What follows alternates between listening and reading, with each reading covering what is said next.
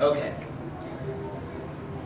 So today I'm going to be talking about lactate threshold and the applications of it. To give you an idea of what I hope to accomplish during this presentation, I really want to give you an understanding of lactate threshold from a scientific standpoint, and also allow you to be able to design your own training protocols and give advice regarding lactate threshold. This is going to be a really important part of any aerobic training plan. To start with the history of lactate threshold, lactate levels were first noted at the beginning of the century by scientists. And what these scientists would actually do would be to stimulate frog legs with electricity. And they would keep stimulating it until the frog legs wouldn't move anymore. And after the frog legs didn't move anymore, they would look at what was in the frog legs and they'd find high levels of lactate. This is where they first started seeing how lactate may have a relation to muscles not being able to perform properly anymore. In the 1930s, they thought this maybe would apply to training, but it wasn't until about the mid-60s that the lactate threshold training began to catch on in the athletic world. Today, lactate threshold training is going to be an integral part of really most aerobic endurance training programs. And I say most because I don't think it's quite as important as ultramarathon running, but anything from any track event is going to definitely be lactate threshold up to about a marathon or so.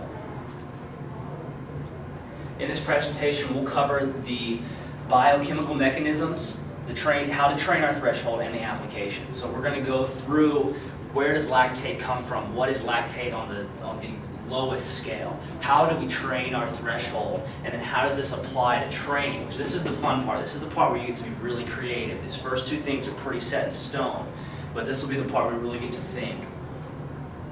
We'll start with our biochemical mechanisms. So where does lactate come from?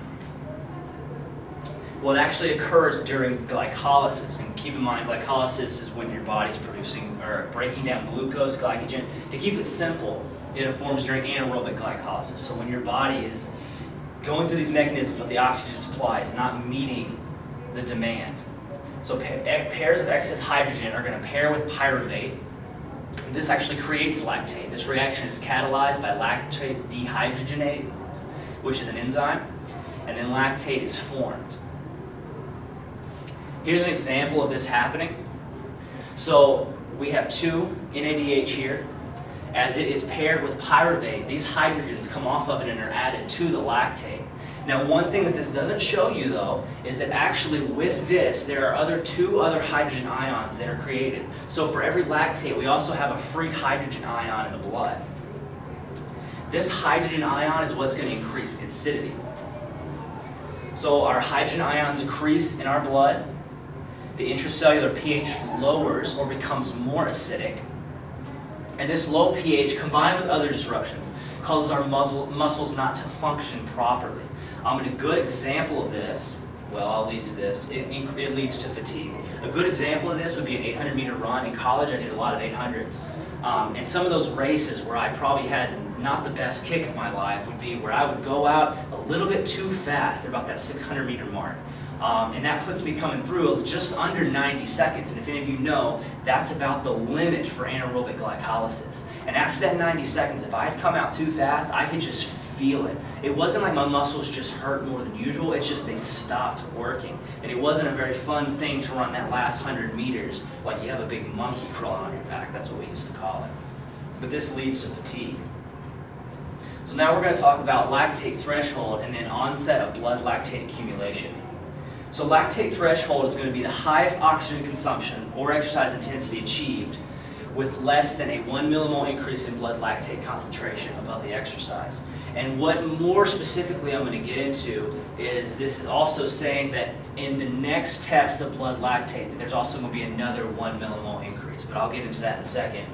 And then our onset of blood lactate accumulation is going to signify where blood lactate concentration increases to 4 millimoles per liter in the blood. Here's a diagram, and if you could zoom in a little bit on that, we'll talk about this for a minute, showing where lactate threshold usually occurs. So as our workload or time or intensity increases, so does our lactate. You can see this as kind of an exponential curve.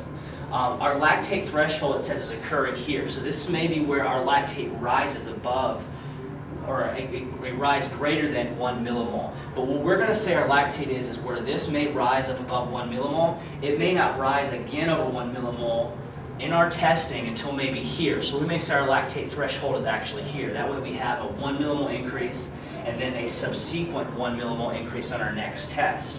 And like I said, I'll get to that more so in a minute. So you can zoom back out. Good.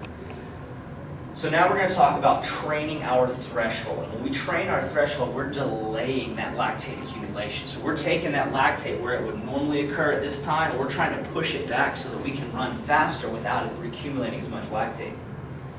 Research has proven that training above our lactate threshold can increase our lactate threshold over time. Now this is going to be different when I'll talk about next too, because training above means training closer to your VO2 max.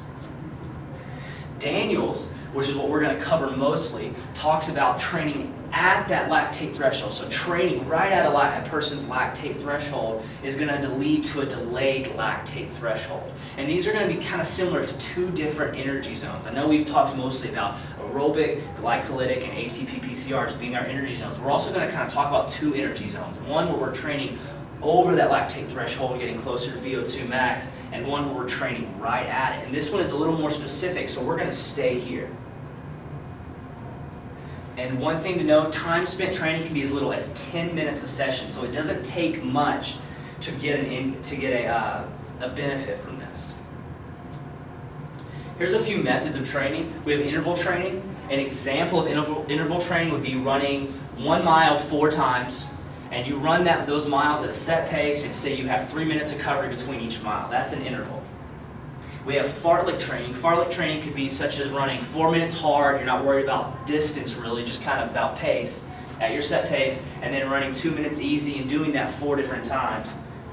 And then we're going to talk about tempo runs. And each one of these can be manipulated to be used during lactate threshold, and we'll talk a little bit more about that. We'll also think about our pacing. So why is pace important? If you run hard, you'll get faster, right? Well, this may hold true. We're going to think of these training intensities as muscles. And I'll say Roger Bannister was kind of an interesting case with this. Roger Bannister was the first person to break 4 minutes in the mile. And one of his things he would do for training was he would run 10 times 400 meters as close to 60 seconds as he can. So 60 seconds around a track is going to put you at about 4 minutes for a 1,600 meters, or about 4:01, 4:02 for a mile. And he would do this over and over again. He was trying to get his pace to be under 60 seconds, and he just couldn't do it. And so finally he had a workout, and his pace was 61 seconds for all 10 of his 400s, and he was frustrated. He's like, I'm not getting any faster. He would do this every day, and so he just took 3 days off. He just got fed up with it. 3 days off of running, came back, and then ran 59 seconds per 400. And so he thought, maybe taking time off is a good thing. And this is kind of where we get into our recovery. And the reason I say that is for something that's a little bit later in the slide that I can come back to. But we're going to think of these training intensities as muscles.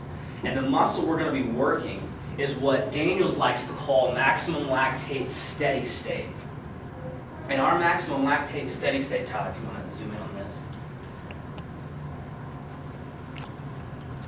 For most people, is going to occur right in here.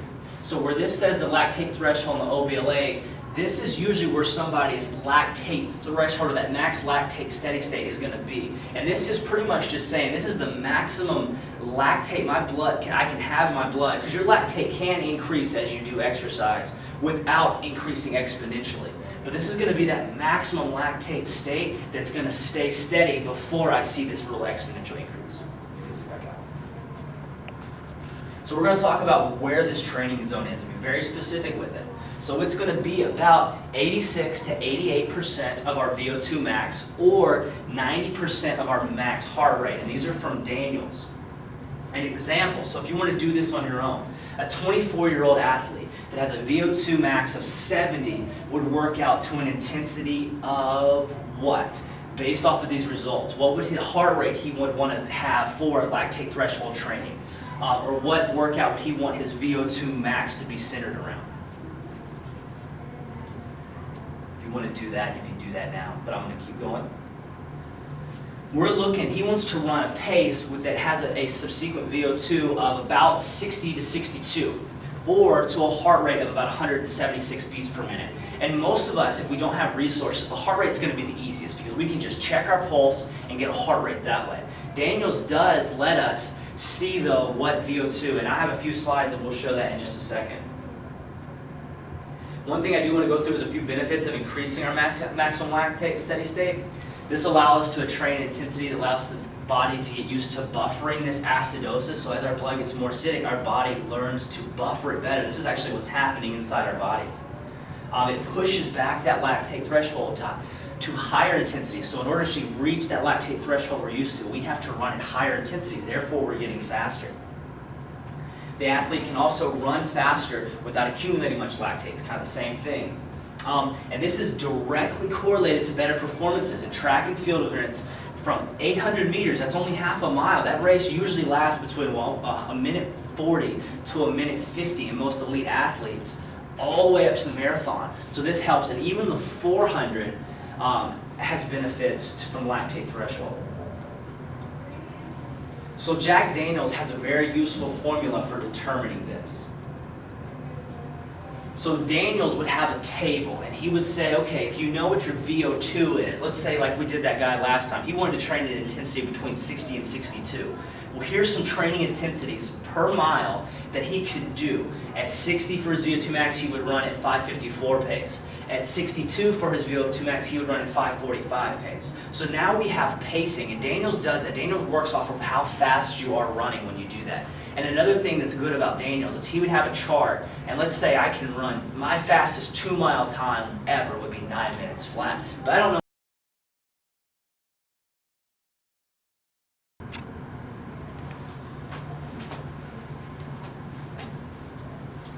This is going to be one more way you might could look into a little more research in. I'm not going to cover this as much. I'm going to stick more to Daniels. But studies have been shown that you can set a specific workout intensity for working your zones outside of maximum lactate steady state training if you know your threshold. So whereas Daniels is saying, I know my VO2, this is saying if you know your lactate threshold, you can train intensities that are a little bit higher. We're not going to go into this as much, but this could be a resource if you wanted to study a little more into it. So applying lactate threshold to coaching, this is where you really get to be a coach and get creative with your athletes. While the science holds the same, we're going to look at ways we can manipulate these workouts to do what we want to do, maybe a little better in some scenarios. The main thing you're going to see with lactate threshold training is going to be tempo runs and cruise intervals. A tempo run is going to be a run for a certain amount of time at a set distance. I'm going to run 20 minutes and I'm going to run at a 6-minute flat pace. That's a tempo run. A cruise interval is the same thing. Let's say I did a 4-mile tempo run at 6 flat pace. Well, a cruise interval is going to say I'm going to do each of those miles separately, but I'm going to have a 1.5-minute break in between. Same pace, just a 1.5-minute break. Well, you would think that 1.5-minute break is going to cause you to do a little bit less than your tempo run, but it's actually going to help you out a little bit more. This allows you to, these cruise intervals allow you to stay at your maximum lactate steady state longer than a tempo run, but you still get the same amount of work as a tempo run. And the reason is when we stop for a 1.5 minutes, our lactate threshold, or our lactate levels in our blood does not go down, it stays up. So you're running those 4 miles at 6-minute pace with that lactate threshold. That's going to be 24 minutes. 4 miles, 6-minute pace. Yes, 24 minutes. I'm a math teacher. You think I'd be able to do this better? Or I was. But with that, with those 1.5-minute rests, 4 times a 1.5 would be 6 minutes. So 24 plus 6, it means you're staying at your maximum lactate steady state for 30 minutes versus for only 24 minutes. So you get a little bit longer time there to stay at that, and so that can help you a little bit more without increasing your miles or your volume or your intensity. With our weekly training, one good thing is workouts that are at lactate threshold are not going to be as intense as other running workouts.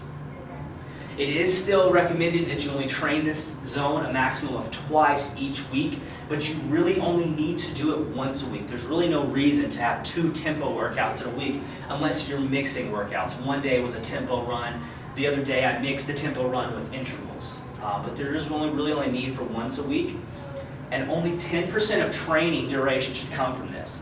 This means that, let's say I have an athlete who's running 50 miles a week or so. 10% of 50 would be 5, so that means that only 5 miles should be at tempo pace or at cruise intervals of that 5 miles. So that doesn't count warm up and cool down. You may have another 6 miles of warm up and cool down, but only 5 of that needs to be at tempo pace in that set workout. Since the intensity of this training is light, it's also a good workout to have early in the training phase. It can be very beneficial to do fast runs after this or fast strides. That works a little more neuromuscularly, but when you're doing a tempo run, you're not worried about your neuromuscular as much, but afterwards, just to get a little bit of pop in your step, get a little bit used to running fast after you've tacked your lactate threshold, this can be a really good thing. Kind of can help your kick a little bit. This is also a good workout. These lactate threshold workouts are good to have in the latter part of the training because they're not too intense. They don't really tax you a lot. So if you're tapering an athlete, this is a good one to kind of keep that pop, keep that intensity in your legs without really taxing the body. This next slide is going to be an example of weekly training. So we're looking at early season weekly training, and every day this week is going to be an easy run, just getting used to it, except for one day that's going to be a tempo. And one of the things we always want to do when we're assigning trainings to an individual, or coaching an athlete or ourselves or a client, is we really want to say, why am I doing this? You want to be able to answer every day with, why am I doing this workout? You don't want to just throw it out there. So we're going to look at some benefits. Benefits is you can begin to gauge your pace early, start to know how the body feels. You run at a certain pace and say, okay, I'm starting to know what this pace is. It's not hard on the body, so there's not much of a risk of burnout if you do these early workouts right. It's pretty easy. And it can be an easy mental transition into more intense workouts. Sometimes these first workouts can be really tough on you. So mentally, it's good to kind of get a little bit of them early. That way when you hit the bigger stuff, you're more prepared for them. Here's an example of mid-season training. So we have a hard intervals today, cruise intervals today at our lactate threshold pace, maybe a race on Saturday, maybe a long run, the rest of the day is easy. And I want you guys to ask yourself, why would 2 workouts back-to-back work? Didn't it say it's kind of like training the same muscle? You wouldn't work out the same muscle every day. So why would this be beneficial? And what were the benefits of cruise intervals over tempo runs? So take a minute, see if you can think about that. This one we went over. This one takes a little bit of critical thinking. Why would that work? Try to think outside the box here.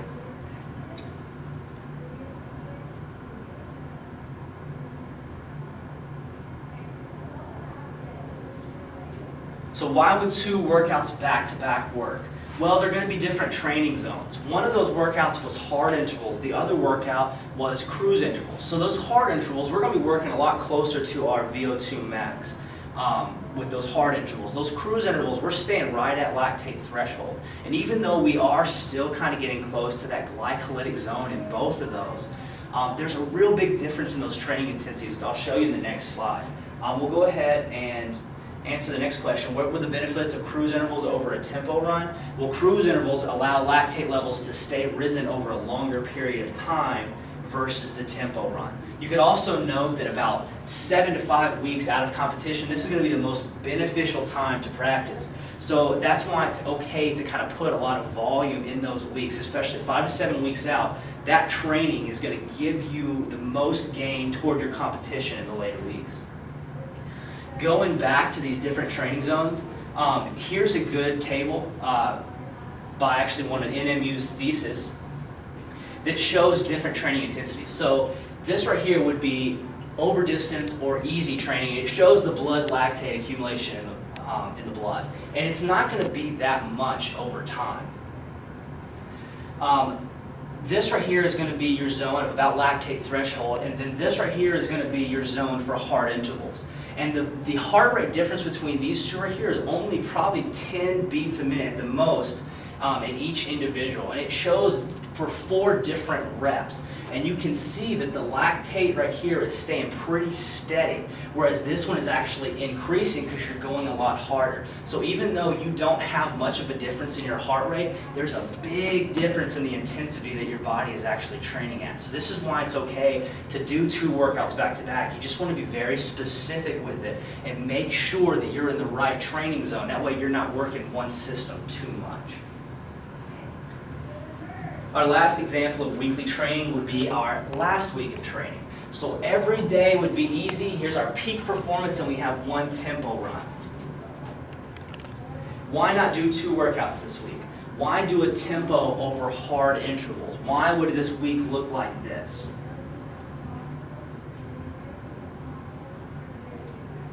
Well, why not do 2 workouts this week? Why do a tempo over? These can be answered similarly, and the reason is because we want to decrease our workload. This week we want to decrease that workload because we have fatigue in our body. When we decrease our workload, our fatigue lessens. Our VO2 will actually decrease a little bit, but our performance will go up. So like we said earlier, we're just going to kind of do a tempo, keep a little bit of kick in our body, you know, kind of familiar with how that pace feels, and then we can have a good performance because we're not near as tired. That tempo is not taking a lot out of us, so we can increase our performance. So what does this look like in elite 10K and 5K distance runners? Does a 5 to 10K runner need a good lactate threshold? How many workouts a week? How long should the workouts be? What pace should it be? This is where you as the coach really get to do a good job of manipulating these workouts to make these individuals run faster.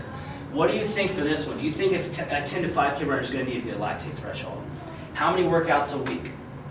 One thing that I really like to do, I coached a cross-country team last year, was I would like to design a workout also to like maybe what the individual's weakness is, or maybe to a strength, you know. These workouts are really good because they don't tend to tax you too much, and if you do the same pace over about a 3 or 4 week intervals, which is kind of what you're supposed to do, you should see an increase in fitness as that goes by. So when you get to the latter few of those workouts, you're going to have an athlete that's going to be performing that easier, so that's going to increase confidence. If you do something the athlete's good at, that's going to increase confidence. If you target something the athlete's not good at and work at that, that's going to increase confidence. And you really can manipulate these workouts to do what the athlete likes or what the athlete doesn't like to increase confidence in both of those areas. We'll look at the answers to these questions. So 5 to 10K runner, of course they're going to need a good lactate threshold. We already covered that. Because they're going to be running probably just over that lactate threshold for the race. And they're going to need to stay at that because if they're past that, it's not going to be good towards the end. How many workouts a week? We set up to 2 maximum, but you only really need 1. Each workout should only be about 10% of mileage. And then the pace, like we said, 86 to 88% of VO2 max or 90% of max heart rate. What about 1,500 meter to 3,000 meter runners? Why would runners of this short distance need a high lactate threshold? Well, here's your answer. Because 83% of these runs is going to be aerobic energy contribution. Another thing that people kind of refer to lactate threshold as is also aerobic power. So you're going to need a lot of aerobic power in these races to really perform well. Even though these are a shorter distance, you're going to be using your aerobic system a lot. So an increased lactate threshold is really going to help you. I'm going to go ahead and refer to a video.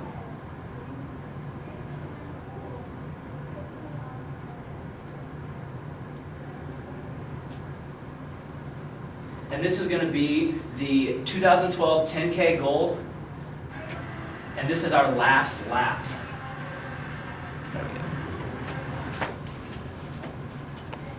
So this is going to be the last lap of the 10 kilometers in the 2012 Olympics. We'll go ahead and play this for you now. This is Mo Farah out front.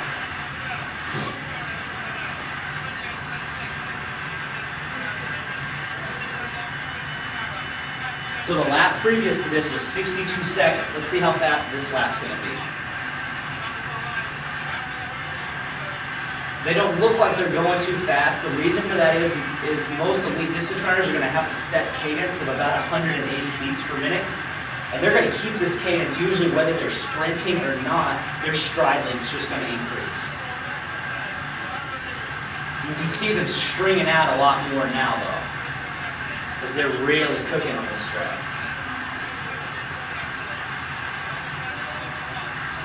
So this is the last 100 meters. Galen Rupp moving up to the front.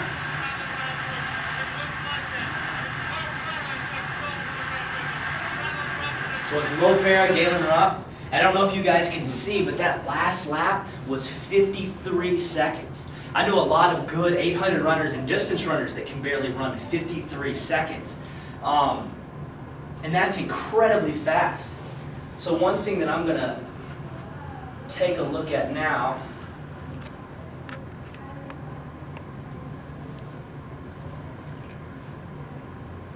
back to why is lactate threshold important for this 5 to 10K running. So we look at this. The leaders were averaging 66 seconds a lap until that last lap, or about 4:27 per mile, which is a modest pace in the Olympics.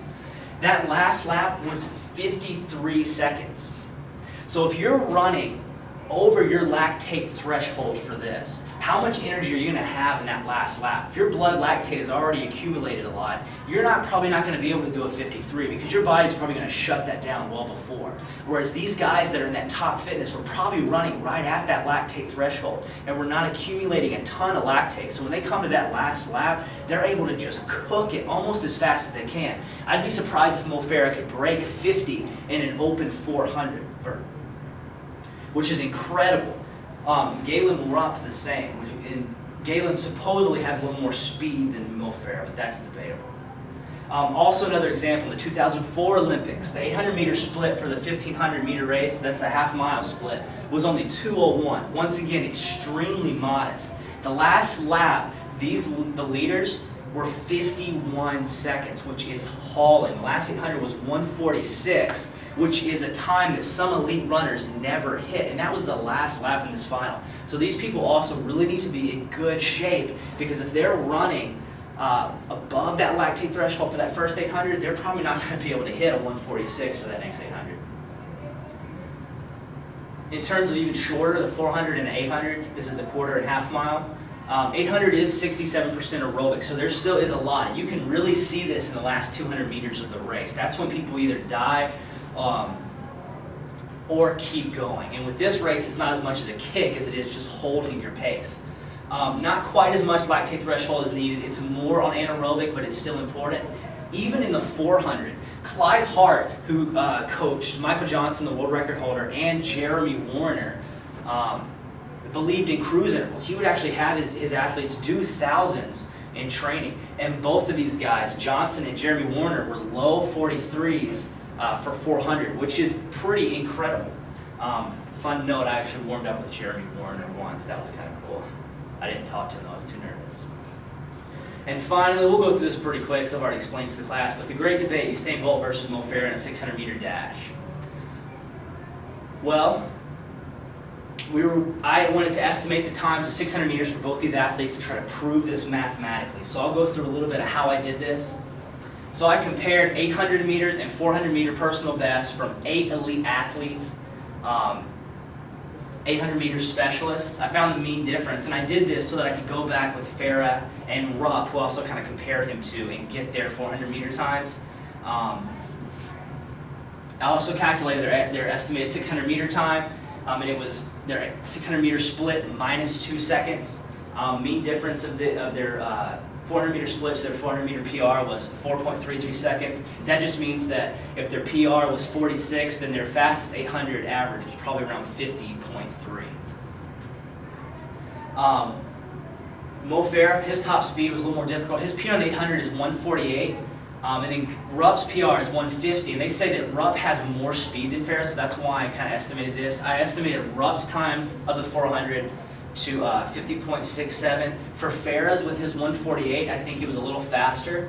And I ended up getting 119 on the fastest side for Farah in the 600 and 121 on the slowest side, just to get an idea. So Farah's is probably a little more accurate than Bolt's is going to be. This is how I estimated for Farah. For Usain Bolt, so I took 4 of his times. This is 100 meter, 200, 300, and 400 time.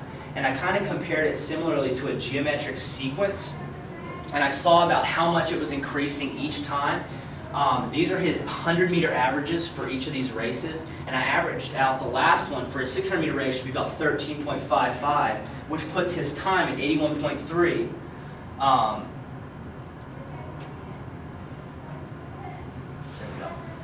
Which gives him a time of 121.3 for his fastest, which compared to Farah's 119 and 121.1 is going to be 0.2 slower on Farah's slowest time.